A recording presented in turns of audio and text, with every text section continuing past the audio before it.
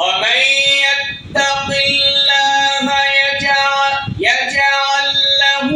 مخرجا রব্বুল আলামিন বলেন আর যে ব্যক্তি ওমা ইয়াত্তাকিল্লাহ আল্লাহ বলছে আল্লাহর যে গোলাম তাকওয়া অবলম্বন করবে আল্লাহ রব্বুল আলামিন তার জন্য সকল বিপদ আপদ থেকে উত্তরণের জন্য আল্লাহ পাক তার পথ বের করে দিবে। শুধুমাত্র তাই না আমার প্রিয় ভাইরা, রব্বুল আলামিন বলছেন তাকওয়া অর্জন করলে বান্দা তোমার রিজিকের চিন্তা থাকবে না। কোরআনুল কারীম আল্লাহ পাক সুন্দর করে বলছেন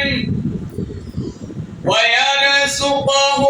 مِنْ حَيْثُ لَا يَحْتَسِبُ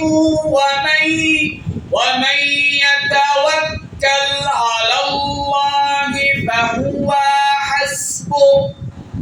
রব্বুল আলামিন সুন্দর করে বললেন ও গোলাম শোনো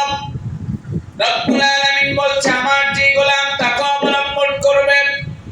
আল্লাহ বলছে গোলাম আমি তোমার এমন জায়গা থেকে রিজিক দেব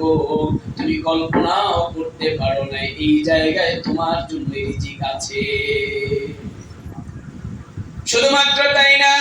আল্লাহ রাব্বুল আলামিন বলছেন আর যে গোলাম আল্লাহর উপরে ভরসা করে ওয়া ইয়াতাওয়াক্কাল আলাল্লাহি ফাহুয়া হাসবুহ